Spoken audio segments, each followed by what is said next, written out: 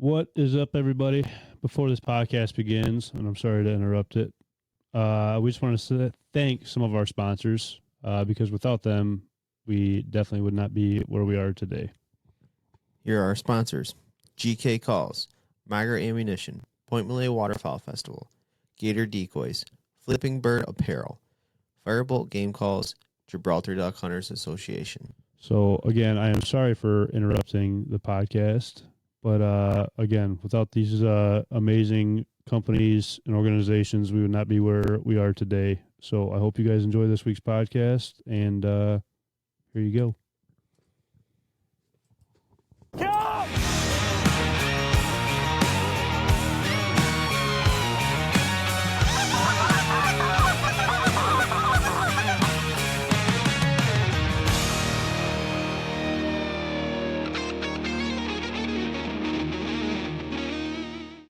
What is going on, everybody? Welcome back to another Great Lakes Outdoors podcast. Me and Chris are sitting here getting ready for opening day of turkey season, amping up for it. It's tomorrow, but this will probably drop Monday. Yeah. So me and you are excited. Oh, we're excited. But we have a perfect guest that came in today, Jen from the NWTF. Jen, how's it going? Hi, good. Good. I'm glad you came. I'm glad it worked out to where it was like the day before season, and it just all kind of flows together with it. Yeah. It's on everybody's mind. Turkey season's here. Gobbling's going on. Perfect time for it. We're excited about it. So do you want to just kind of tell everybody who you are and what you do for NWTF? Sure. So my name is Jen Davis. I am the hunting and shooting R3 coordinator for NWTF in Michigan. So that means that I go all over the state of Michigan helping folks get into hunting and shooting sports, full spectrum, not just turkeys and not just shotguns. And it's a lot of fun. We try to help keep people engaged in hunting and shooting sports and bring people back into who've kind of stopped participating. That's awesome. We need more of that. Especially turkey hunters. I feel like maybe it's on a downhill, maybe. I could be wrong on that, hunters-wise. Hunting overall is on kind of a downward trend. Yeah, and turkey hunting is no exception. I feel like the gobbles have an in to get people engaged. That is true. That is true. I would agree with that. I always say, like, to new hunters, every year I try to bring out a handful of new hunters in the turkey woods, and they're like, oh, yeah, we've heard turkeys before gobbling and stuff. And it's like, no, you haven't. You haven't heard a big old Eastern gobbling his head off. Once he does, you know, like, it's going to shake you a little bit. And then when you get them out there and they're gobbling in their face, it's like, holy crap, like, I feel that down on my toes right now. It's like, yeah, you see, I told you didn't know what a turkey gobble actually sounded like, you know. It does something to you. What made you get into NWTF or get into like an organization like that? Yeah, so actually when I first started hunting, I was an adult and didn't really know where to go to learn those things. And NWTF runs these learn to hunt camps. And so I was able to participate in some of those as a new hunter. And I pretty quickly turned around and started volunteering to help hunters get engaged through hunter safety and through mentorship. And when the position opened, I thought, that is my dream job. And that's awesome. Yeah. That's awesome. Me and Chris talk about it all the time too, about even just a dream job of like hunting every day or being something along those lines. Does it ever get like old for you, like always around it? Well, I've only been with NWTF for a year and a half. Oh, okay. But it's still ramping up hard, so I'm I don't sure. anticipate that it's going to get boring. I'm sure. How is do you know? This might be putting you on the spot already, and I apologize already about it.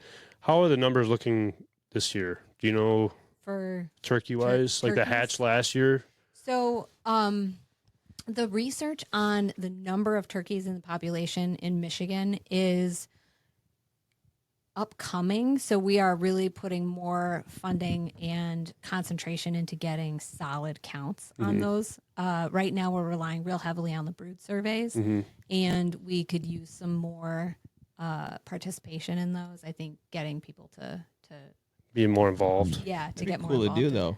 Yeah. I feel like it'd be hard to do, to be honest with you. So how do you guys do that? Yeah, so the brood survey is just when folks see turkeys in that window of time. I think it's late July through the end of August. Okay. They can report them. It's through the DNR website. So you just go on, you say where you saw the turkeys, how many poults you saw, if you saw them. And that helps us get a handle on the population. Mail carriers are a great respondent for that. Oh, I'm sure it is. UPS, FedEx, mail carrier. Yeah. Yeah. And then now with the e-tag, there's some reporting that's involved with that. So if you do get an e-tag for your spring or fall turkey, I gotcha. when you go to register, there's some questions, and that helps us get a better sense of. No, that's a new thing this year, right? The e-tag. It is. So last fall was the pilot for it, and it Okay. went pretty well. So they opened it up for this spring. Gotcha. Because Brian texted me, the guy that we're taking out tomorrow, wondering if he could get an e-tag or in person or like in hand. And I had told him, I was like, I heard that you can get an e-tag, but I'm not 100% sure. I'd rather just have it in hand just in case. But that's pretty cool though that they're doing that. But that's got to be tough too, even for like counting wise, hoping that somebody goes on the website to report those birds out in the field. Yeah. So with the e-tag, it's still the same quota system as with an in-person tag. So if there aren't any more available, you won't be able to get one. Right. And then right now, Michigan is seeing a steady population from what we can tell. Right. We could use better research. Other places in the country, they're seeing some small declines, largely because of habitat. So that's why we want to get on top of the research. It's, I don't know. That's a huge conversation in Michigan alone. I feel like is the habitat. We talked about it a little bit on yesterday's show about like just the solar fields that are going in, the wind turbines, Development in general. Yeah, I mean, like where you're at, the development going on around there. I don't know. It's just kind of crazy to see everything starting to pop up. And I've been seeing a lot of logging going on this year too. I don't know if you've seen that. I'm sure you've probably drove by because we're driving by like the same stuff. Yeah. Come to find out, but Yeah. I heard today that they're like logging a lot of these woods out to get wind to the field. I never even heard of that. Usually you want to restrict that wind. That's what I would think too. Sometimes the logging can really be a benefit because of that successional process, but it really depends on how it's done and where it's done. Right. I didn't realize even like in those instances for habitat wise that we were talking about, like the canopy itself for a turkey, how beneficial that is with, how open the woods are or, whatever it may be, not having a bunch of overgrown shrub bushes in the woods. And it goes a lot further than people think for their habitat. Yeah. It's pretty insane. Yeah, turkeys are beautiful because they need such a diverse type of habitat. So we need to protect the wetlands and the prairies and the woodlands. And, and so it's really kind of unique that way. It's a lot. It is a lot. It's a lot to manage in general, but right. What made you kind of like start turkey hunting and what made you have the love for the turkey? Oh man. So break it down for us. When I first started hunting, I was hunting squirrels and I was unsuccessful because I assumed that they would behave like they behaved in my neighborhood. Right. Just so it took walking a while around all over the place to crack the code on that. And along the way, I got interested in turkey hunting, and I called the local biologist office to find out about the rec areas and the overlap with turkey season and when there's no firearms in certain times. And I was unclear about that as a new hunter. But the guy who called me back told me where he was seeing turkeys. So he actually gave me the lowdown on specific properties. A little scout actually. Yeah. And he said, go out and look and see what you can see. And in the second day of my first season, late in the morning, I got my bird. Really? And it was a big tom, and I've got him on my wall. Got spoiled on your first year. But that got his hooks into me. Like, it was right. Right. I thought you were actually meaning that, like, the hooks in you. I was like, I've had that happen before, and it does not feel good. Does not feel good at all. Yeah, and I think that getting me on that success, so, he didn't mentor me, but in a way, like, he led you to the led me right to it. That's awesome. And then of course it got harder from there. Right. It always does. Right. 100%. I mean, I don't know, the turkey itself is just such a beautiful animal alone. Like the gobble, I guess we were just talking about. I think that, I don't know if it's just because of that or communication between me and that one specific bird. that just gets me so drawn in. Like, we live right on the Detroit River here. You'd think we would be out walleye fishing, but I'd rather just be in a turkey wood somewhere, just hearing a gobble going off, just understanding what's going on in a turkey's little brain, how we can't get him every single hunt, but he'll be sitting there pecking at our truck door, looking at a reflection of himself in it. They're pretty amazing birds in themselves. I don't know. Do you guys do a lot of burnings, like burns in Michigan? So I'm not sure specifically where we've got projects that involve burning and whether there are some on the ground in Michigan. I assume that there are. That's a really big part of what we do for turkey nesting habitat, especially. Researchers have found that a hen will choose an area that's been burned the second year after it's burned over other areas pretty consistently for a nesting habitat. And so the way that the native seed bank comes back in that second year is really, really ideal. And so any kind of disturbance, but fire seems to be the best one. It's really helpful. It's crazy. Crazy to think about it. It makes a lot of sense, though. Oh, for sure. We were just talking about that to somebody about like the burning and stuff like that, and controlled burns, obviously. How much growth comes up from it, and like the nutrients that is brought back to that land itself. I mean, it does so much in general for all species in reality. Yeah. But I don't know. I just around our area, I just haven't seen enough, and I think that's the problem with a lot of people in Michigan.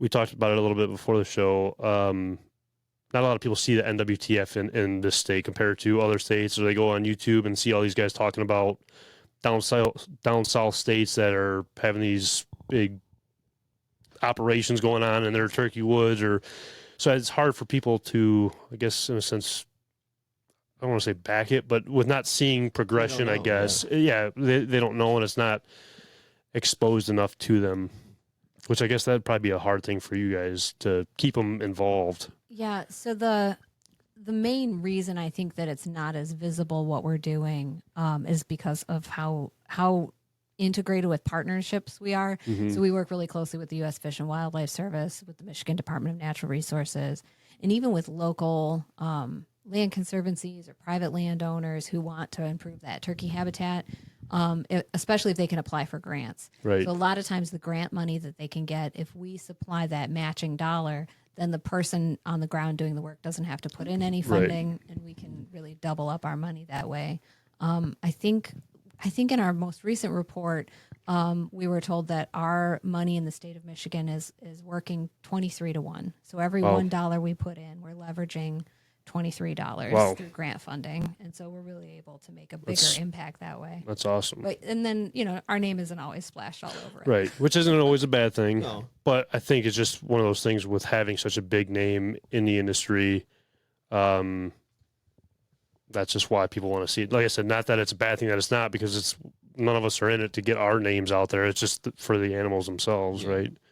I don't know. And we talked about even like the people helping out. That's got to be a hard thing to get people involved and wanting to give back, and even probably just finding the right ground to do work on for the turkey. Yeah. A willingness to really meet those specific needs, but a lot of times there's a lot of different work that we can do.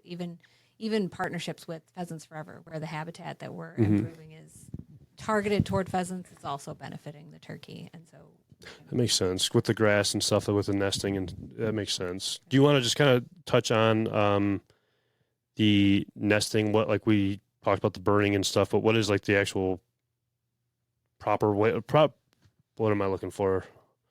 The best nesting areas or grounds. Everybody talks about the coon hunting and getting that for helping turkeys and stuff like that. But do you want to kind of just break it down? Because we just talked about it before. I'm trying to rethink my thoughts here for a second, but without saying the same thing I just did earlier. Yeah. So the main things that turkeys need in that early time of life, when they're eggs and when they're poults, when they're little chicks, is a way of hiding from predators, right? They need that cover. Right. And that looks like native plants, really. And a lot of times we get invasive species that move in, or we don't have enough fire on the landscape to keep that going. But things like skunk cabbage or ferns, a lot of stuff that grows in and adjacent to floodplains, and on those edges, those wet edges, brambles, raspberry can sometimes provide some of that cover. And Makes a lot of sense. Yeah, and because if a raccoon can't find the nest, then Right. they can't raid it. And Right. so if that habitat is there, it really helps quite a bit. Trapping and hunting predators really does help also, but that native habitat has to be there too. Right. Do you want to kind of just say what we were talking about earlier with like the whole raccoon situation, Yeah. just about the numbers? Yeah, so there was some research in Canada where they really pushed back the raccoon population, and they found that within the next year, they were back up to 90% of the population that they had. So they That's crazy. breed really effectively. And It's nuts. yeah, and being able to protect, regardless of how many raccoons there are, if the hen can find a place that's safe Right. for the nest and for the poults, then they can make it through. But it kind of takes both. Right. It's got to, You right. can't do one without the other. But if you had to choose one, native habitat would really go a little bit further. So that's crazy to even think about because that's something that not a lot of people know. And I think that's like one of the biggest points of having you in from the NWTF is explaining that to people, because if you think about it, and I'll be the first one to say, I always go towards like trapping raccoons or like just the whole trapping situation Well, it's a because little bit more fun, right? that too. But like, that's just what people hear and people talk about more than, I mean, people talk about habitat obviously, but you don't really hear as much of the success rate from habitat compared to the raccoon. I think, I mean, it's easy to blame it on trapping because trapping's, it's kind of dying right now. yes. So I yeah. think people see that and they're like, oh, it's because we're not trapping. Yeah. Maybe we need to do better things with the habitat. Yeah. So it is important. Like I said, it's important for you coming in to be able to explain all these things to people. Yeah, answer those questions. For sure. And that's what we were talking about too with like the winter wheat fields about Oh, yeah. nest pens going in there to make their nests, which is kind of it makes a lot of sense. And even the properties that we hunt, seeing where like, why is a turkey over there in the tall grass where she can't really see what's going on, or it makes sense why they're over in certain areas or why the populations are so prevalent in certain areas compared to others where you think it's good, but it's not at all. I don't know. We live in a weird area, I feel like, where there's some creeks and stuff and I guess small rivers over in that area, where I don't know, the turkeys are amazing in one spot, but not so good like or even vice versa, I should say. I just drew a complete blank and I just rambled on about trying to make it up. But like just some of our properties, it seems like the birds are, I don't know, the numbers are so good all the time and struggling in other areas. Go ahead. Yeah, no, I think what you're driving at is that when we want them to be in a certain area is a very specific time in their life cycle, right? Yeah. So they're looking for specific things, but they also move around year to year chasing those habitat needs. So if an area was really good nesting habitat, but it's gotten really overgrown and there has been fire for a long time, or a lot of invasive species have moved in, shrubs and things like that, they might move to another area. Right. So it might look like there are less turkeys, but there's just less turkeys right there.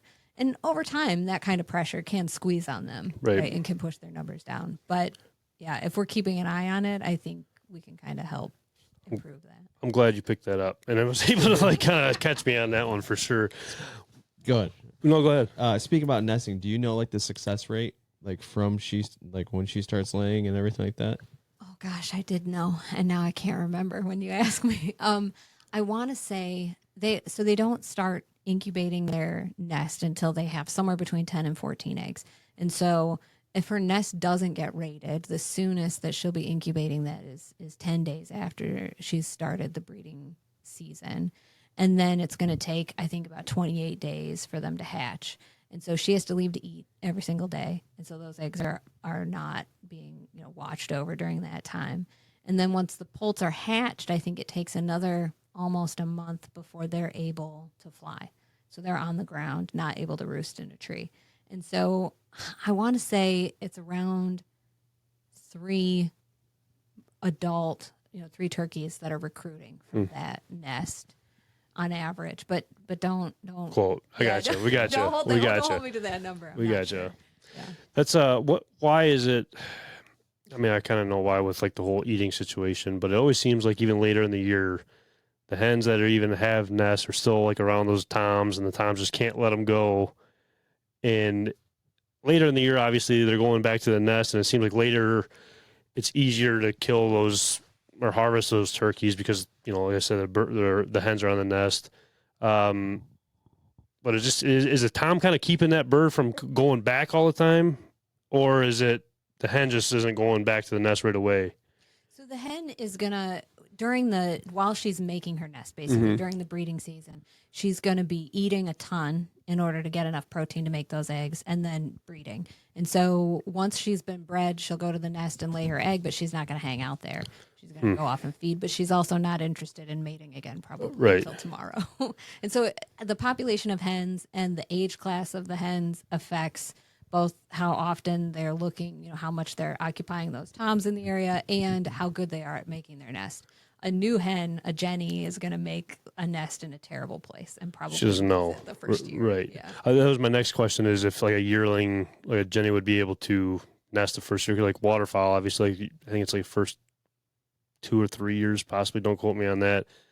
Those birds are non-breeders, and I didn't know how that was with turkeys. I'm not sure exactly how long it takes for them to get good at it, but turkeys do learn from one another. They're very kind of family group focused. But I've seen some nests and just out in the middle of an open outrageous woodland, spots, just between two sticks, and I'm like, oh, that's not. So I seen one out in the middle of a cornfield, it was a bean field by herself the other day. And I was like, "What are you doing? Like all by yourself, and all the other birds are on this side of the road." And I'm assuming it was just a Jenny, but I was like, "What is going on? You're out in the middle where there's hawks, eagles, or whatever else is flying around." I don't know, just kind of crazy to see her all by herself. Maybe she was, I don't know, eating bugs out of the bean fields. That's one thing that before the podcast too, about like the beans and cornfields. Do you guys see any like what's better during the spring season? Well, during the spring season, there's just not a ton going on. But soybeans are going to be a higher protein source, and as a mature plant, they're more accessible. Like they can't get to the corn. Right, basically. right. And so if they had to pick, I think they would be picking the soybeans. Because I didn't know with like, I know for, I'm going to go back to waterfowl just because I feel like I'm more knowledgeable about that. Geese usually don't like the beans after they got rained on, or like the fungus is growing on her. So they'll kind of leave those alone and just hit the cornfields. Obviously, corn's more protein during that time of year. But I'm assuming in the fall time or the springtime that the beans still have fungus on them. And I didn't know how that was for a turkey. Yeah, if there's new plants, even the leafy parts of the plant are going to be higher in protein, and so that's something they can eat. And then other plants that'll grow alongside those, so some clover and other low herbaceous plants, but the insects too that want to be there are going to be. That's true. I mean, there's a lot more green popping through bean fields in the springtime than corn. Obviously, with a layer of corn, it's still like laying on the ground, the husks or whatever it may be on the ground, not letting anything pop through. And turkeys are not super picky about the quality of their food. It seems that way. They don't have a very effective sense of smell, so it doesn't seem like they're real picky. So We're that's just talking about that. That's a big thing right there. Then, so a lot of people say that birds don't have smell. I mean, they have a nose. Like, it's not doing nothing. Do you think geese and ducks can smell? Oh, that's a good question. I'm not sure. Because it's kind of the same scenario. And the reason why like Chris said, we brought this up last night. You always see birds in a fresh cut cornfield, and like waterfowl in a fresh cut cornfield. How do they know 3 miles down the road that there's a fresh cut cornfield? I feel like, I don't know if it's the dust in the air or whatever it may be. It's how do they know? Well, there might be, because they're migrators. I mean, this is just off the cuff. Like, I'm not a biologist. But if I had to guess, I would guess that because they migrate, they spend a ton of energy flying around. Right. And so they want to be able to maximize that, right? And so it would make sense that they might have a better sense of smell that could tell them more about where they're going. I mean, I would have to assume. Because that's the first time somebody said about like turkey smelling even. Yeah. So it's kind of a whole new thing. They did a study, I think, where they put 2 piles of corn and they were both equally good, Mhm. but they made one smell like it was rancid. Okay. The turkeys ate indiscriminately from both piles. Really? They did not care. Interesting. It all goes down the same, I guess. I feel like their just immune system alone. I don't even want to say immune system, like just like the gut with the gizzard stones and it's just breaking up Yeah. all the stuff. It's just those are interesting to me too, like the gizzard stones. Learning more about the birds that you shot, or seeing like the different colors from different areas and stuff. I don't know if you've ever got into that at all. Oh yeah, I do like full necropsy on all Yeah, it's of my insane though. Like there's just the coloration, or like you can kind of really see what part of that area that are really hitting more. I feel like Yeah. whether it's like more creek stone or what, like in the river stone or whatever, or I don't know. It's just it's bizarre to me. Holding two up side by side, I'm saying. Oh yeah, it's definitely different. Yeah, I don't know. It's the whole turkey alone just amazes me. Everything that it does. Like this time of year though, what is kind of the best successful way of harvesting a turkey? Can you kind of go through like the year, like how it, like the progression of kind of what to do or what not to do, just because of their habits or demeanor towards other turkeys? Sure. So, do you mean through the spring season? Yes. Yeah. Okay. Yeah. Sorry about that. No, that's okay. It's very regional Mhm. and it's very dependent on where you're hunting. Pressure, I'm sure. Yeah. So I tend to hunt public land almost exclusively, and I do see a difference in the birds further into the season, Mhm. or depending on how many people are out there. You know how Right. good the weather is. Even if the Right. weather is better, there's more people out there chasing them, and so they get a little bit more spooky. But I think early in the season, you can get away with so much more. So you can just kind of being out there, Right.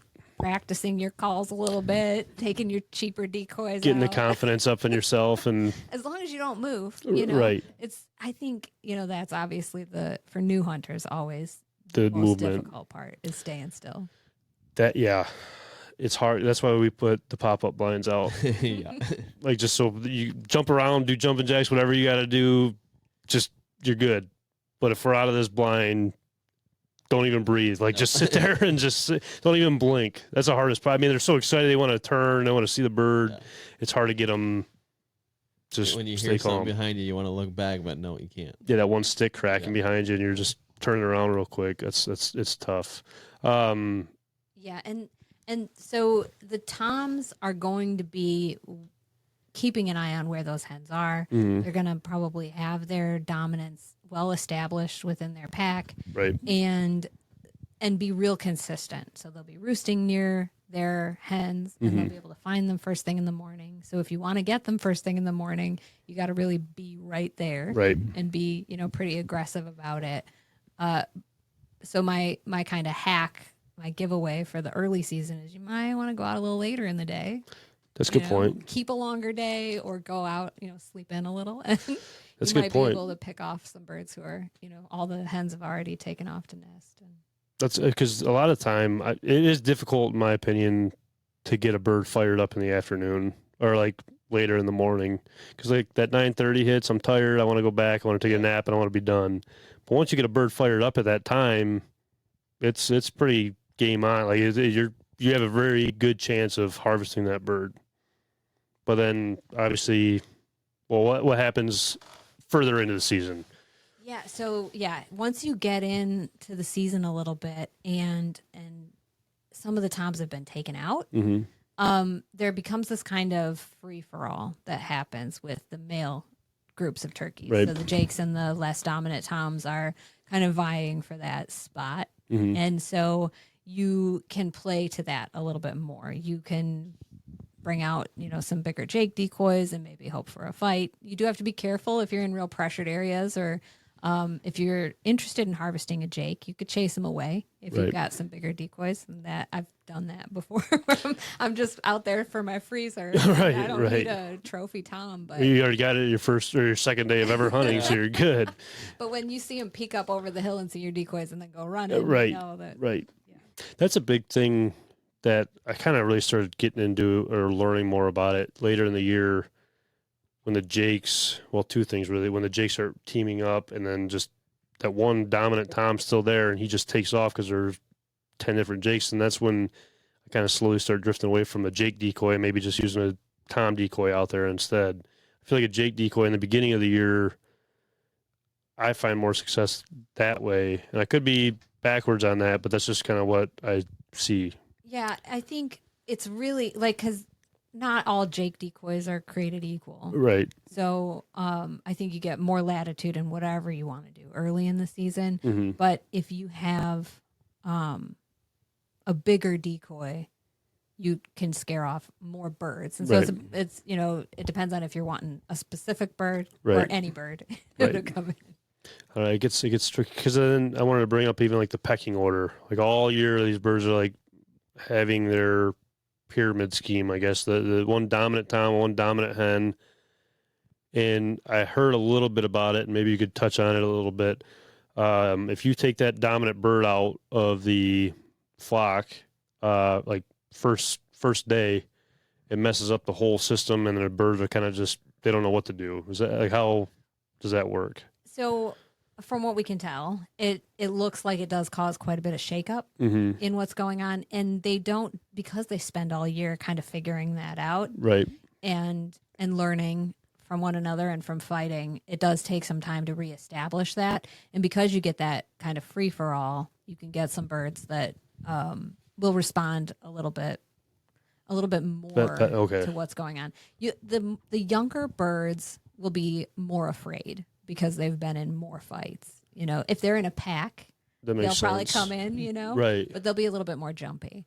But the bigger birds, the older birds, are kind of realize they've got an opportunity, and they Right. get a little bit more bold, and they'll start trying things. How long till they like reconfigure their dominant level? Do you know? That I don't know. Okay. I'm not really sure, and I think part of that would have to do with how many birds there are in the Right. area, and because it could take them all the way until next year to Right. really sort it fully out. But Right. it doesn't mean they're not going to breed. Right. It's just there's some properties that we've hunted before, and we go out there, take one opening morning if we're lucky enough, and it seems like that whole property is just like scatterbrain. The rest, like for 2-3 weeks, it seems like, until everything kind of slows down. Was it the gunshot? Maybe, but sometimes I feel like the gunshots, the birds don't even know what it. I mean, they know what it is, obviously, but kind of slips their mind almost. Oh, You know yeah. what I mean? I don't know if they do know what it means. I've seen birds when we took a shot and a bird went down, they all come in. Yeah, it's weird. It's weird. Well, last year we had my dad ended up shooting at his like 5 times and finally taking his bird. Probably shouldn't have. sounds like a story. Yeah, it is. I have pictures I'll show you after the podcast that you could literally see the wad fly out of the gun, hit the decoy, ricochet off the decoy, and go right up into the turkey. Well, the turkey was like, you know how you shoot like the front shoulders off out of a deer, and he's just nosediving the whole way. That's what the turkey was basically doing. He shoots again, misses. I throw him my gun, not throw him, but I hand him my gun. I think after like the second shell, and it's like, all right, there goes $80 of the TSS loads, But then right after that, I keep on calling, and then here comes my bird out of the woods. Like they just like after 5 shots of a war going on out in this field, he still came in no problem. Yeah, but so maybe you are right. They don't know until it's too late. But I don't know. It's just the confusion, I guess, after you take that dominant bird out in the woods, and I don't know, you almost can like just sense it. Almost even like if you have cameras out or whatever it may be, everything's just scattered everywhere. I don't know. Not working the way you want them to work, and Yeah, I don't know if it's like the calling when they're on the roost, maybe determining like how they're feeling, and obviously, do you use decoys when you hunt? So yes, I will go to a hen only later in the season, Okay. and I've gone out without any decoys at some points if it's getting late, and I've seen them spook off. Right. Usually, it's if I've seen them spook off, I'm like, okay, forget it. I'm Right. just gonna lay in a bush. Yeah, I mean we talk about it all the time. I mean, if you shoot one out of the 2 times that come in, or jakes, whatever it may be, the odds of that other one that didn't get shot coming back into a Jake and a hen decoy are very unlikely because he's just seen his buddy get shot, so he's not going to be doing the same thing, you know. But then when they're what is it, flogging? Is that what it's called when they come back and like beat?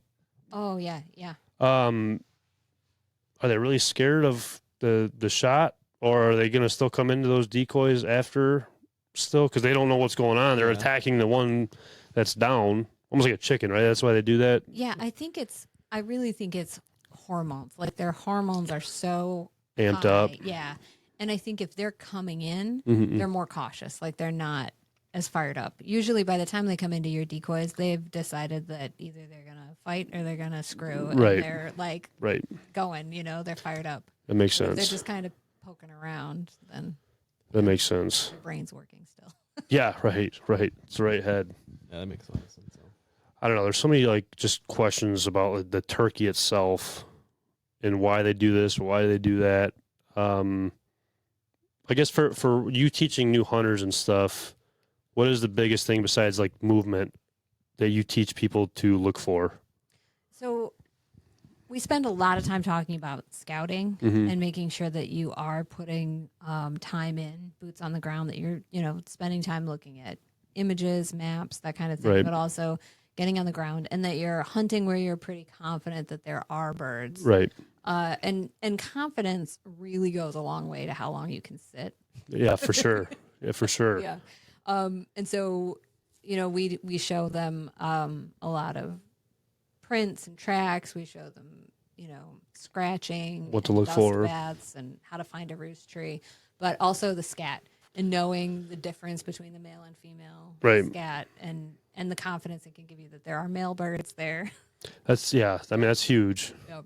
I mean, I think it was me and you were posted those posted signs. I mean, I knew there was turkeys at this field, but there's a lot more hen tracks than tom tracks. But just same thing, knowing that there's like birds or toms in that area, or if you're looking at more hen tracks, because some people, if they don't know, they might be going crazy that there's all these tom tracks out there, or male tracks, and I don't know. It's important to know the difference, and I don't think there's enough people that teach Not at the all. basics, I guess, of turkey hunting to Yeah. get more And just people scouting involved. in general, though. Right? There's not the scouting, even for like waterfowl, is like the biggest thing. And seeing how birds react on certain days or the weather, I feel like could go a very long way with new hunters. Just visualizing what they do. Yeah, so we run a program called Turkey 101, and Mhm. that, we talk about the conservation history and then a ton about their habitat needs and how to scout for them, because finding those spots where there are turkeys and then spending a lot of time there Right. also, like time in the field is critical, Mhm. and not just in one spot, because moving around, if you need the blind for the movement, Right. that's good. And the more confident you are that they're there, that's also really good. But if you are still learning a property, being able to move to different areas and do a little bit of locator calling and kind of really figuring out what the birds are doing, they become pretty predictable once you learn their habits. But you got to get out there. Yeah, You for can't sure. learn it from the couch. No, for sure. Well, some things you can, like off of videos or whatever sure, it may sure. be. But Yeah. getting out there and And actually seeing it. Using the maps can help Yes. you really kind of narrow down the Right. areas too. Even like landscape wise, I feel like terrain wise, I should say, hills, if they're going towards the tops of the hills in the mornings to gobble out to reach a wider span, like a wider area. I mean, that's a important thing. I always look for creeks for roosting wise, or water. Is that kind of the best way of doing that? Yeah, so water is really important. They're definitely needing to visit water every day, and they will often roost really close to some kind of water. But I feel like in Michigan, that's, doesn't narrow it down. as Right, far. right. But you want those good mature trees that have nice sturdy limbs on them Right. that are near the water. If they can pick a tree where they can go from an uphill area into the tree without having to fly from all the way at the base of the tree, that'll make it kind of a more suitable tree, a preferred tree, and then they will have multiple roost sites. Oh, really? In their range, yeah. So when they get spooked off a roost, which is a pretty common thing for new hunters, they get in a little too close and Yeah. spook them off. They might not use that roost for a couple days because they'll be Now, scared. what's the distance between those? Do you know? I mean, I know it could probably vary. Yeah, and we were talking a little bit, I think, before we started recording about their range overall. Yeah. And I'm not real sure on what it is. It's pretty big though, within a few miles. So, they would probably prefer to have them pretty close, but for safety reasons, it makes sense that they're not going to be like right on top Right. of where they were. Right. And so they'll kind of float around to those favorite roosting spots until they feel comfortable. Do you think it would be safe to like 200-300 yards away be something like that's Yeah. reasonable? Yeah. If you can get into about 200 yards, I wouldn't push it. I mean, being on public land, especially, but yeah, I wouldn't push it in too much tighter than that. But yeah, you can, if you can be quiet getting in. Well, like the roosting areas, I mean, where they would like between like the two spots, like location wise. Do you think probably even more than that? Okay. Yeah.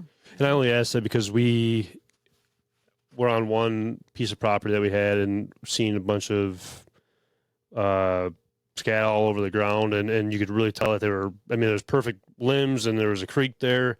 Well, I went out this morning to find out where they were roosted. I just have an idea for the morning. Well, they were in a different location a little bit, but there was only a couple hundred yards between. So I didn't know if it was... could be. I mean, if you've got that much sign, then I would assume they're using both of those. Right. They're not very far. No, not at all. But I just didn't know if that would be like their plan B option compared to, you know, their scared location, their safe house, you know what I mean? Like that nobody really knows about somewhere. In terms on how badly they get spooked up. That's true too. That is true. How far do they usually go? Like maybe you just said the range, obviously, but till they go back to a new, like the same area. Like if you shoot a bird or harvest a bird or jump them off the roost, odds of you seeing that bird are slim to none. I feel like. Well, so I wouldn't anticipate them being back at their roost for at least a couple days. Okay. But if you spook a bird in the field, you could have them back within 45 minutes in that same exact spot, depending on what happened and how determined they were to be in that spot. So if I went out into a field, there's birds out there, I walked out there, nothing was going on, there's no loud noises or anything. They kind of just tuck back into the woods, it sounds like, and then that's kind of it. I would set up and try to get them back. And obviously different areas or different scenarios, you know, it's not all the same everywhere. Kind of how we were thinking this morning too. Yeah, we like with the picture we went out there to check a blind and see what kind of sign we were seeing, and next thing you know, we have 3 toms that are like in our lap. We had to jump in the blind, and yeah, we didn't know whether to leave or if they're going to get spooked out of the area. We just, I mean, if you have the option, it's always better to be gentler. right, 100%. Now, afternoon hunts, you were talking about like sleeping in on some hunts. Would you look for more of like their dusting locations for like setting up on those afternoon hunts, or does it really matter where you set up at? So if you're middle of the day, I would look for where the hens are feeding and dusting. So, Okay.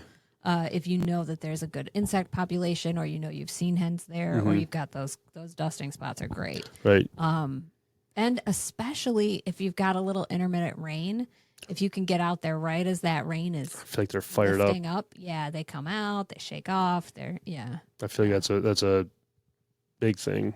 And that happens in the spring quite a bit here. So Yeah, I think it was raining when you got here. Yeah, I was like, 'cause that wind, I'm kind of, I don't know, iffy about it this weekend. How does the wind play a factor with these turkeys? Because me and Chris were just talking not that long ago, even about the rain bringing the birds. It seems like they bring them out to the field so they can visualize things.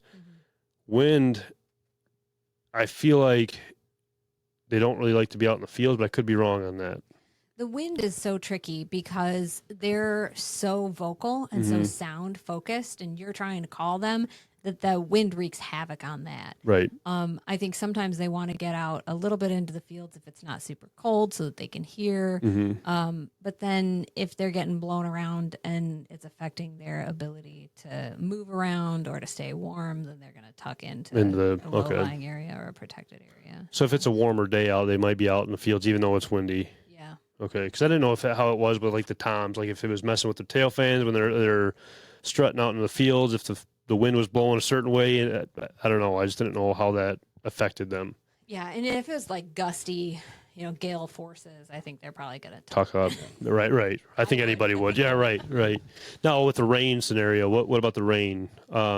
Mainly out in the fields? Yeah. The sound in the woods makes it real tricky for them to hear what's going on. And they don't seem to mind getting wet at all. Right, yeah. They're not waterfowl, but they're pretty well protected. Right. I mean, and I guess if it was real cold, I think they would probably try to hunker down. But Right. for the most part, it's not that bad. So if it's warm enough, they'll come out in the field and they'll feed and they'll display and. Because this is where we had one last year late season. I talk about it often with Paul's bird, and it felt like the Forrest Gump movie, like the rain was coming upside down, like going, it was horrible. I didn't have any rain gear on or nothing, and I was honestly kind of surprised because it seems like from what I've seen, the gobbling kind of isn't as often or as much when it's raining or even like the windy or cloudy days. I feel like maybe not enough, like as much as like a sunny day. But I don't know what even makes them even gobble, or like is it the warmer days, the pressure? So usually the gobbling is very hormone driven, which is why you get those shot gobbles, like they're just fired up. And that is what is alerting the hens to where they're at. If it's a nice sunny day, when I was duck hunting actually a while ago, I saw these ducks in this little pond and they were all going to this one sunny spot and kind of swimming back and forth. And you could see Iridescent colors on the colors of their head just light up. And so I think it's the same thing with the turkeys, right? They're all iridescent and they're doing a big show for the hens. And so if it's nice, I think their incentive to show off is higher. So they can strut. They know their gobble's going to go farther. It's like, primo areas. Just like the songbirds go way out on those branches. Yeah. I mean, it makes because I mean, there's some mornings, even though when it's like, man, why aren't they gobbling as much as they were, 2 days ago over here? And you just can't seem to understand what's so different about it. It's just, I feel like just the weather alone with the turkey can just determine so much. Like it's so, what's the word I'm looking for? The weather is such a factor of how they react every single day on their day-to-day life, I guess. I don't know. I just had another question too that I completely forgot. Do you have anything? Well, it's kind of off turkeys, but so you try to get people more involved with the outdoors hunting and whatnot. What are some of the things you do to get these people involved? So, it's pretty full spectrum. We do a lot of work with archery in the schools, the National Archery in the Schools program, and with Parks and Rec departments, just to engage folks in shooting sports and having those conversations. And then we also engage summer camps and other avenues that are interested in wild food, like foraging, or even a little bit with fishing, but not a ton. And then the bulk of our programming around hunting is running hunt camps or guided hunt experiences that are educational. So we take folks out, and often we'll get some cabins or a campsite where we can put everybody up. We can talk about what we're going to do, make sure everybody's got their license, and then go out as a group or with a mentor and a hunter and give them that experience of giving it a try by themselves. The big thing that we're working to expand is a way for them to stay engaged with that community, because a lot of times they'll go to those camps and then they'll go off on their own and they think, gosh, now what do I do? Where do I go? I think it's that confidence thing, right? At the end of the day. Yeah. So we're working on growing that kind of space of opportunity to keep people engaged. And then I go around and do talks, that Turkey 101 workshops, and those can happen, in community centers or sportsmen's clubs, anywhere really. And we just kind of talk through how to do the basics and get people off the ground with it. And usually those are for folks who are already hunting other species, right? To get into turkey hunting. But we just run a women's squirrel camp every year, and that it's just women that get together and we go squirrel hunting. But the hunting, I think, is almost a secondary component of the community. Yeah. So. That's cool. So how do people find out about that? Like, can anyone just sign up, or how does that work? Yeah. So some of our hunts are, and a lot of our events are just listed on the NWTF events website, and Okay. anybody can sign up for them. And we'll kind of put in their designation if it's a women's event or a children's event or open to the public. We have a few that are for disabled veterans. We're doing one that's for legislators. We're having a turkey hunt in May. So that's obviously an invite-only hunt. But a lot of times we have them where they're open and anybody can just sign up for them. We try to advertise through the Department of Natural Resources listserv, their email listserv.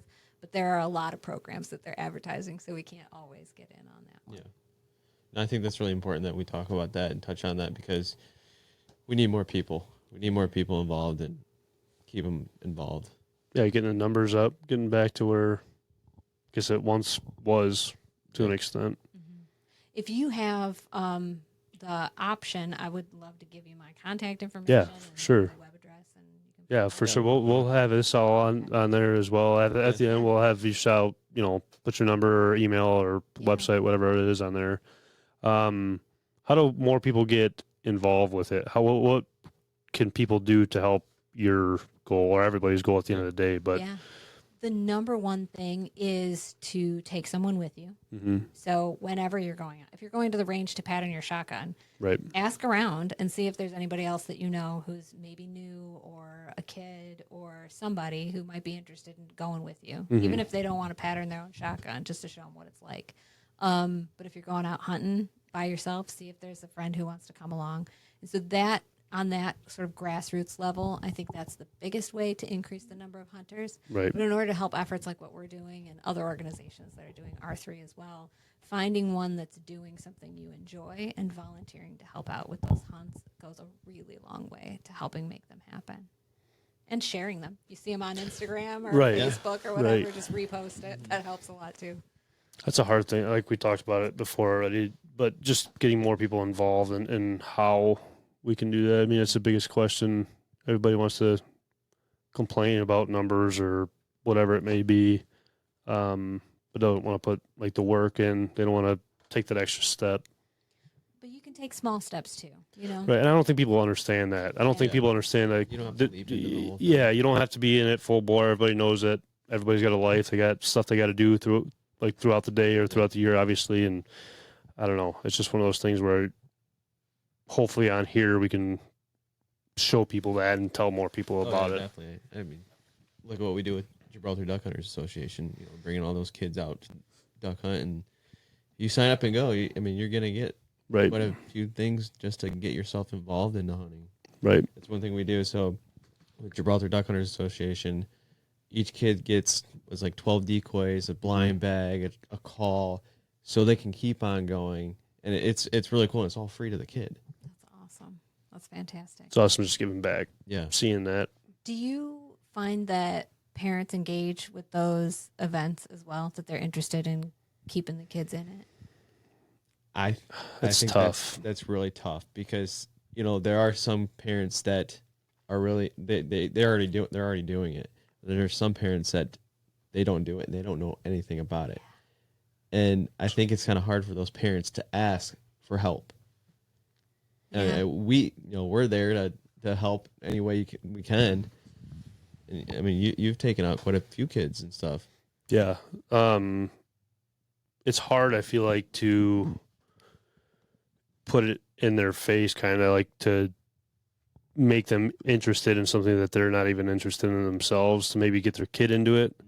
But I feel like there are ways of doing it. Like we talked about maybe getting like the football team in for Pointe Mouillee to help with like parking or something along those lines. Just an example, wise, like the fishing team to go there or something to bring their parents or their younger siblings there. There's ways I feel like you can get it towards people, but just trying to figure it out where it's not forced on people, because I feel like you're losing a lot when kids are so young and they're just getting forced into doing something and waking up like they're sitting out there in the freezing cold all day, or sit still and shut up and can't have your Game Boy, whatever it is. So just doing it the right way, I feel like, is a very important thing in itself too. It's very tricky though. Don't push it, but give them that option where we're here. Right. But like I said, just getting it in front of people, that's Yeah. the hardest part. Yeah. The hardest part. What would you say about that? I think it's a difficult balance. We have one youth hunt for turkey that we do every May. Our Flat River chapter runs it, and they have an adult with the kid. So whoever's bringing the kid goes out with them. So if it's grandpa, if it's mom, dad, whoever Right. goes and sits in the blind with them. So they're not maybe hunting, but they're there with the mentor and they're learning along with the kid. When I was in Parks and Rec, when we had soccer teams, we would get the parents to volunteer to coach. And I think that's not an unreasonable ask. You know, you're getting your kid into something, you got to put a little bit of skin in the game too, and that really helps them understand what it is, and then maybe keep them engaged. The issue we've seen with a lot of youth programs is that we do a good kind of recruitment, but then we lose them quick if they don't have their own car, they don't have their own Right. gear, Yeah. they can't go do it by themselves. So I think there's a balance there, and we're learning about the things that can work really well. But then also looking at older kids, maybe teenagers, high schoolers, college kids, young adults. Those audiences are folks that have a little bit more agency, and we might be able to keep them engaged once we put in that recruitment effort. But I think both really are important at the end of the day. I think it comes down to like even like the 4 stages of hunting, like we Yeah. talked about last night. You know, like when you first get into it, you're so excited to just get out there. Then you're like just kill happy, I guess. You just want to keep going out and just doing all of that. But then after a while, it's like, okay, I want to start taking people. I want to just enjoy the actual moment. And then the last stage is, all right, I want to take people out so they enjoy it, can see it for themselves, and getting those right people in the right stage, I guess, is a big thing. You know, social media, I think, it would be good in that perspective of getting it out to people and having them understand. And I'm glad you kind of brought up the fact of putting some skin in the game from themselves, because I've brought it up in meetings before for like Pointe Mouillee and stuff. These people that, you know, we donate money to or whatever it may be, I feel like it's important if they helped with, you know, the wetlands or whatever it may be. So that way they understand what goes into it. Not saying that they're going to fully grasp it all, but at least they understand how much people care and how much time and effort goes into all this stuff. And they, you know, just a better understanding of it all. I think when you bring these people out and they see it and they see how passionate we are about it, it kind of like rubs off on them. You're like, oh, For wow, sure. yeah, I want to. For sure. Get into that, you know. Yeah, that's important, because I think also like with even guides or charter captains for fishing wise, making sure that the younger generation or even new hunters have a good experience, whether it's on like if you're lucky enough to harvest a bird or a deer or, you know, whatever it may be. The days that you don't, it's a slow day, making sure they still have fun with it all and not like it's just a Debbie Downer the whole time. When we sort of one of the first things we talk about in our educational components of a mentored hunt is setting expectations and defining success your own way. Right. And really recognizing that the time outdoors is valuable by itself, that the experience of interacting with wildlife, even if it's, you know, not a harvest, Right. is really, really an important component of it. And a lot of people hunt for a lot of different reasons. You know, I hunt for the food. Like Right. I'm hunting for my freezer, like Right. full stop. But a lot of people are hunting because they want to, you know, watch the world wake up in the morning, or because it builds a bond with their family and friends, you know. So really figuring out what your why is and being willing to define success your own way. And I think, I mean, we talk about it all the time on here too, about like the social media people that just want to go out there and just post and try to get the likes and what did Kyle use, the dopamine that they get from all of that stuff. It's hard to separate people from that. It's hard to kind of get them to understand the reasoning behind it. And we talked yesterday about maybe there needs to be something where it's almost like a not a threat, but like it's going to go away at some point or someday. But it's kind of here, but just people aren't talking about it, I guess. It could go away whenever. People just don't realize that. Like the avian bird flu, who knows what it's going to do to waterfowl or whatever it may be. It's in our face, but just people don't look at it in that way. No. I don't know. It's a tricky thing. You went to Pointe Mouillee last year, though, correct? Yeah. So I was at the Waterfowl Festival because I've only been on for about a year and a half. I wasn't in the year before that, but we have a chapter that does the BB guns and archery out Okay. there pretty much every year. Well, that's awesome. Yeah. I didn't know you guys. We hope you can come this year too. Yeah. So I was just tabling. I wasn't doing anything super exciting. But, Hey, at least you were there sharing though. the information. Yeah. And it is kind of a busy season. It's like Right. that kickoff of small game. We Right. usually have a couple of other camps going on. So whether or not I can be there personally is always up in the air. I'm usually running 3 or 4 places that weekend. At least it's somewhat close for you though. Yes. That's a Yeah, nice yeah. thing. But that's again, it's hard because we talked like we had MUCC and we had Kyle in yesterday and a couple other like companies and organizations. The help from others, they can't make it to some of these shows because They don't have the lack of people that are there. It's just it's kind of just a shame to think about. It really You know, it's just a select few that want to give back, I guess. Well, and I would say to folks who are thinking, I don't know if I want to volunteer, if you get to go to this, Pointe Mouillee Waterfowl Festival is just a really good time. Like it's fantastic. You get to watch the dogs work, you get to watch Right. the competitions, you get to engage with all of these amazing people in different organizations who care about it.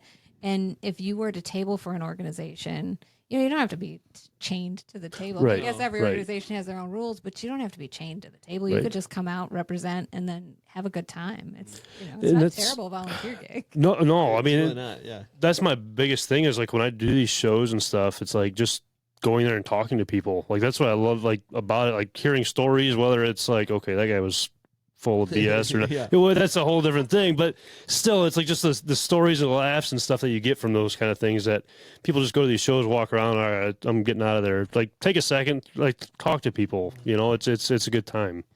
It's a good time. I think that's where I found Colt actually for our when we did Last year? Yeah, we did a late season goose hunt in February with him and Jackson, but I think I found him out at Pointe Mouillee. Well, I told him last year, I was like, you better get your butt up there, dude, because there's not a whole lot of guide services that go there. With it being during season, it's tough, obviously. So, yeah, I was glad that, one, that you guys hooked up from that, and I was glad that he was able to get up there, and because he's a up-and-comer with his outfit, or guide service and charter and stuff. He's been absolutely slamming the walleyes lately. But do you do a lot of waterfowl? No, I mean That was like your kind of first... Yeah, so I have been on a couple of. I went with the Becoming an Outdoors Women program up to Naoquan Point and did their waterfowl hunt a few years ago, and then I did one with NWTF before I worked for them. Okay. And then we did that late season goose because I just haven't. I've been out kind of chasing puddle ducks on public land, Right. and I think I connected with one. Yeah, I connected with one wood duck on my own once. It's tough. So I've It's still got to tough. crack the code on that, but I want to. I've got a shed full of decoys and Oh man, so you're already in a little it. creek boat. You're already in it. You're already in it. That's the hardest part. And it goes back to like the confidence thing though, or like the passion behind it all. Like just because you're not successful on every single hunt, you're still enjoying the time out there. Like for me, turkey hunting, if I just see them or hear a gobble or whatever it may be, like that's what I told my sister last year. She went out for the first time. Maybe it was the second year. We'll just say it was the first year. She ended up missing a couple of them. I won't say how many. More than one. We'll leave it at that. Okay. And I told her at the end of the day, it's more of just understanding and enjoying it. And if you're learning something on every single hunt, that's all that matters. Doesn't mean that you have to kill something, even though it's kind of a defeating feeling that you get from it. But as long as you're learning about it and what you do wrong or what you do right and want to keep coming back, you're good. You're good. There's just so much to learn, and everybody's not going to be just great about it. You know what I mean? But it's also hard going back to like the new hunters and stuff, keeping them engaged in those aspects.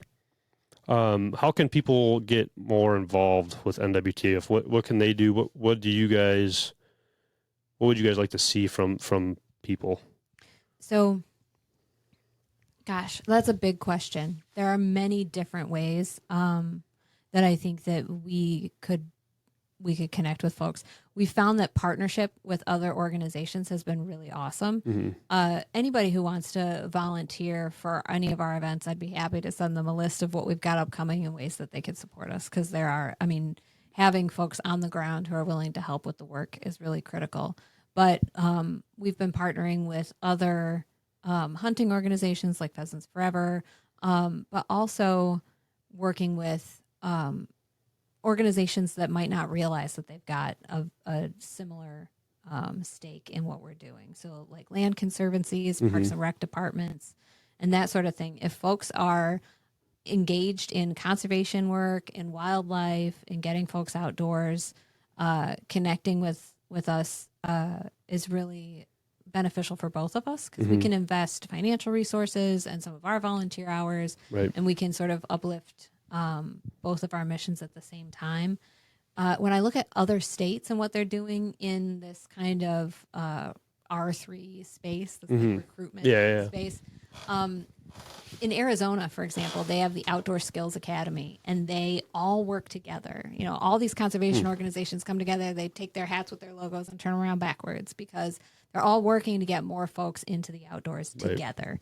And if we recognize that rising tide lifts all ships, then we can, you know, kind of put that aside and focus, instead of we're focusing on, you know, membership numbers, we can focus on getting folks outdoors. And so really being willing to do that work together, I think is really critical.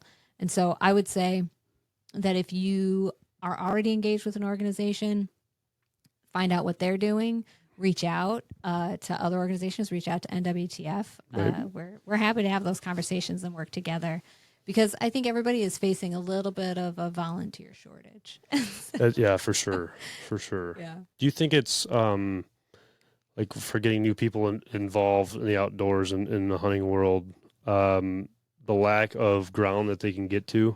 Do you think that kind of deters, because there's not a whole lot of state land where we're at? Yeah, I think access is, especially in this area, is an issue.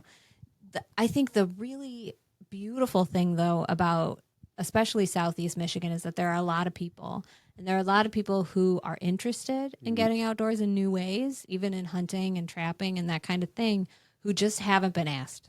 Nobody has said, hey, do you want to come to a trapping camp? Do you want to come hunt, you know, squirrels or Learn ducks about or this. deer or turkey with me? And when you ask, they turn up. And so I think if we start offering those opportunities, sometimes we have to partner with private landowners because there is not a lot of public ground. There's not. And it's I don't know, because I always think about that. The reason why I brought it up, there was a TikTok that we posted, and there was a guy talking about in Michigan how there's people leasing all this ground out nowadays and this, that, and the other. Some of that I think is true. Some of it I think is like the people that ruined it, quote unquote, for others to go back out there, I guess. Like if they tore up the land or left trash out there and now the landowner doesn't want anybody else out there, understandable. But just like I said, like the lack of even private land that people can get on or state land that people can get on just deters people. They don't want to, it seems like not a lot of people just want to go up north or to get away anymore. They want to be local, which is nothing's wrong with that. But well, I would say there's a couple of opportunities that I think folks don't realize exist. And one of those is the Hunter Access Program. So if you're a private landowner and you have a farm and you're interested in allowing folks to hunt, you can enroll in that Hunter Access Program. You get a little bit of money from the state, depending on how good the habitat is. Right. And then you get to control, you know, how many people are coming, what species they can hunt, where they can go on your property. And that's a pretty sweet deal for everybody. Right.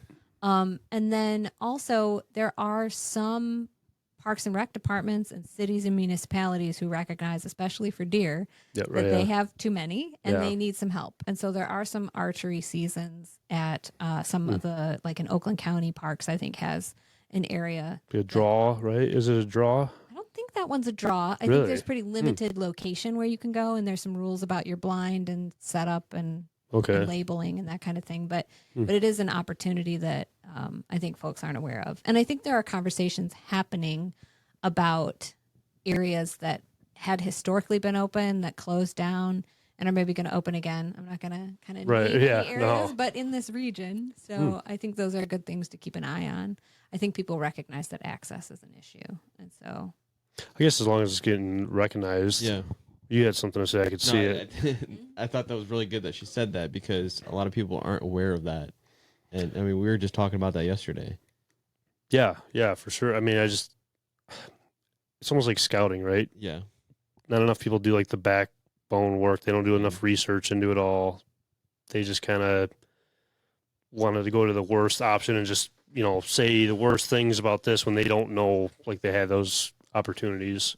And we got to do a better job about getting Promoting the word it, out, yeah. right? Especially for new folks who just don't even know where to look. Right. And it's hard too because even the new hunters, like getting into like waterfowl per se, or turkey hunting, all the small rules and regulations that like you have to read the fine print. It's hard to understand all of that stuff. Yeah. It's hard, like, and then you ask somebody about it and they shut you down like you're crazy. It's just it's hard to reach the good quality people and learn the right way instead of the wrong way. Yeah. It's and tough. a lot of people, they don't want to welcome people because they think it's competition. They're gonna be taking their spot. Yeah. There's enough pie for everybody. I Right. think so too. Yeah. Right. I don't know. It's I didn't know Oakland County did. Here's the thing too that I think of. We talked, and we talk about it quite often as well, about the money for the DNR and for the state.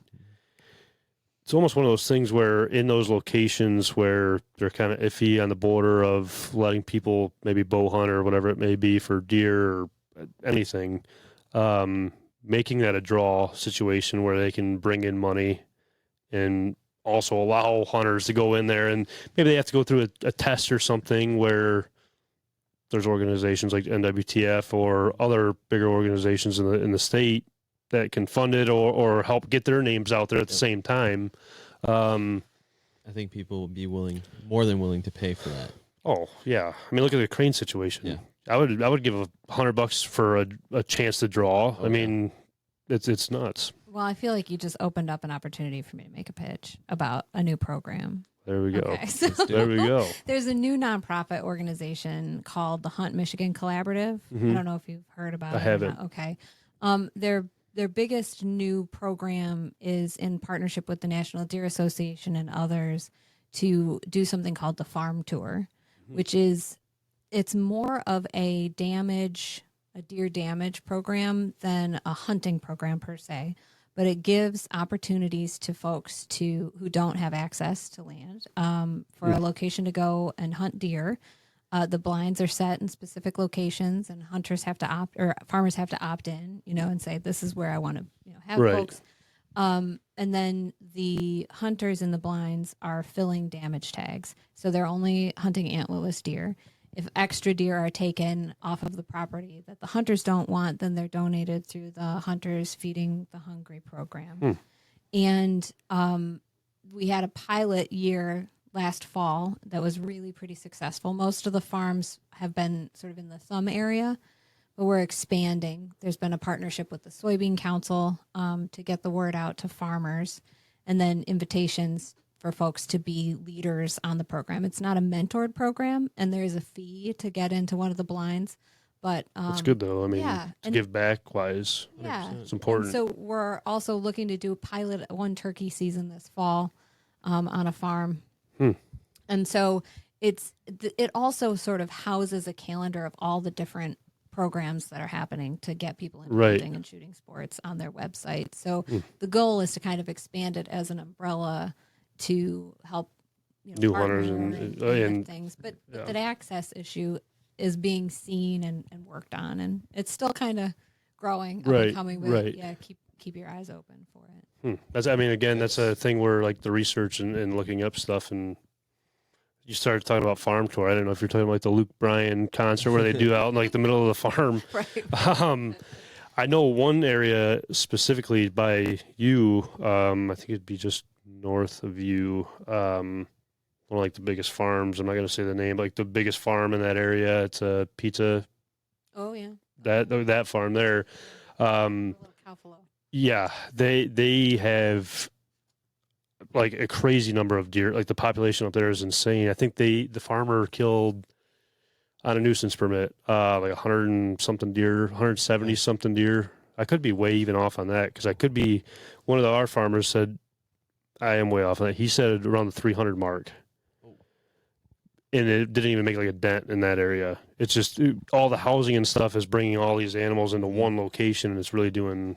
If you look at the deer car collision maps, that's also the stretch. I'm sure. Where there's the, Yeah. You know what I'm talking about? Or okay, Yep. yeah. It's when I heard that number, it was absolutely insane. But having organizations like that, though, I mean, that's.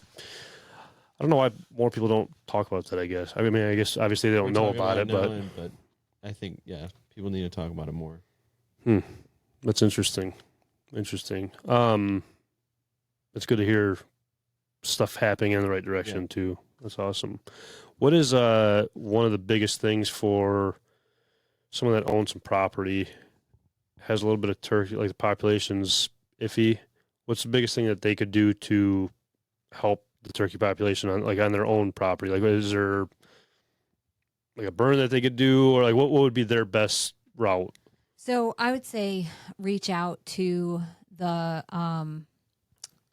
local conservation district and see if you've got a biologist who can really help you. Or something. Yeah, tune it to your property, because that is going to be the best bang for your buck.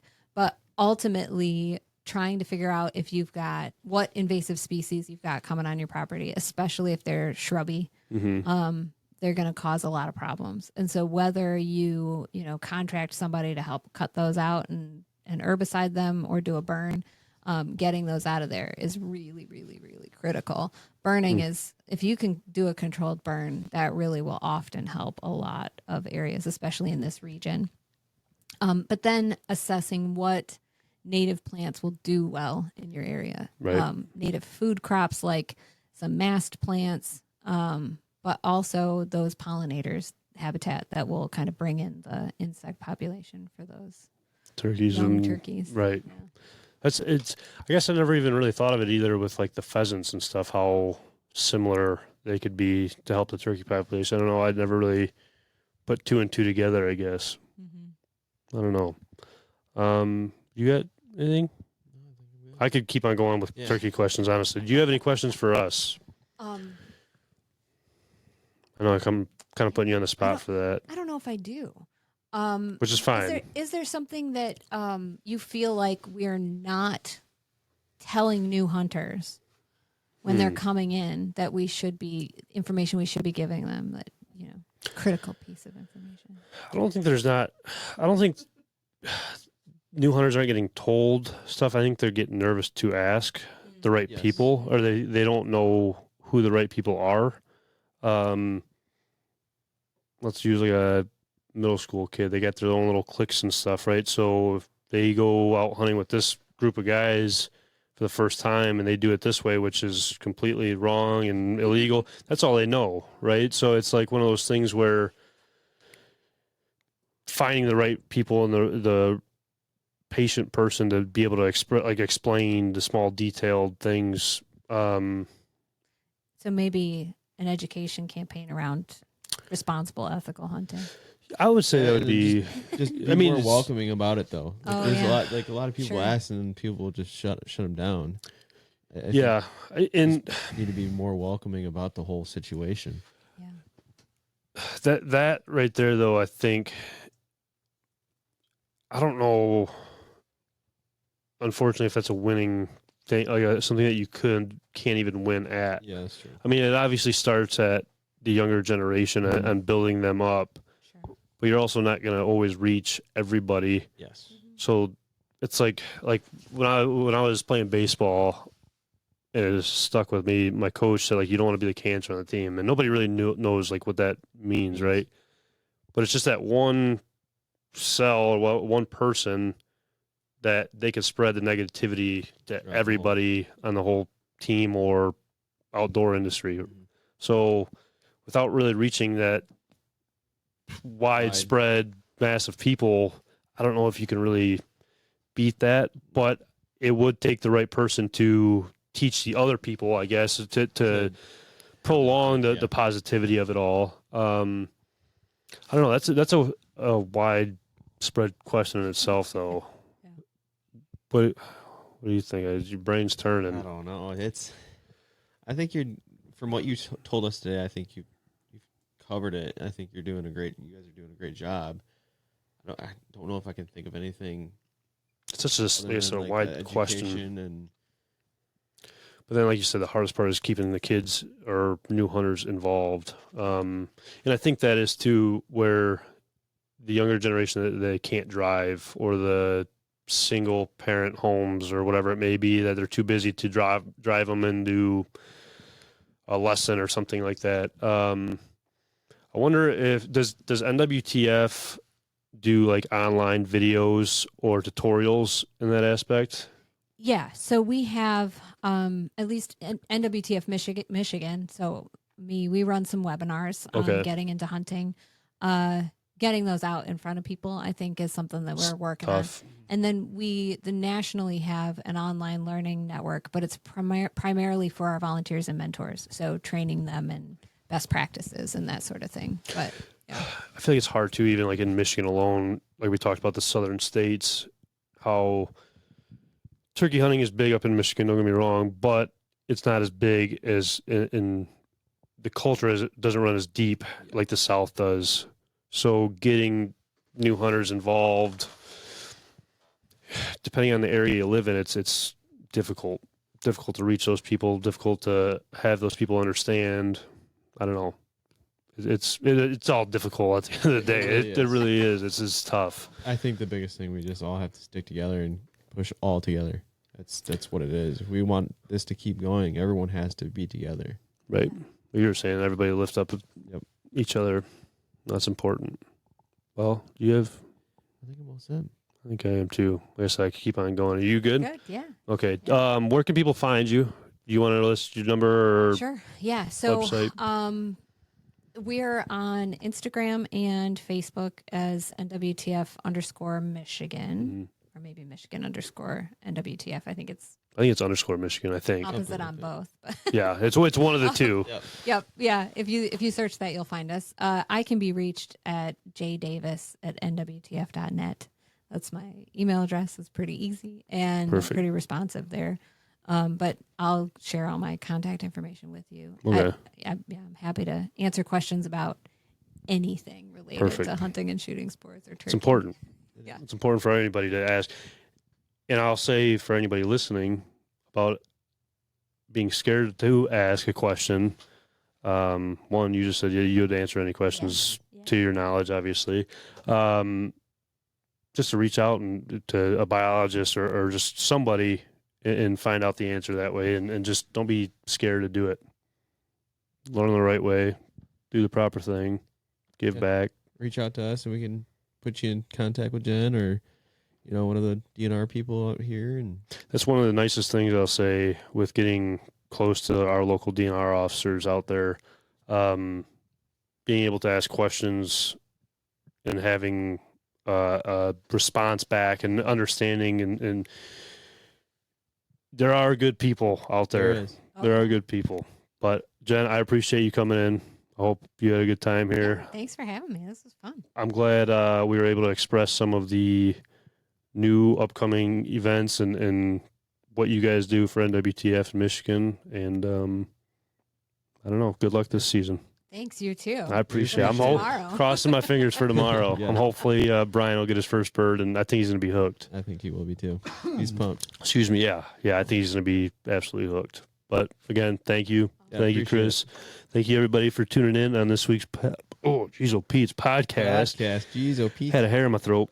But until the next one, we'll see you guys. Peace. Sweet. I don't know why I kept on stuttering like crazy on that one. I got dry mouth.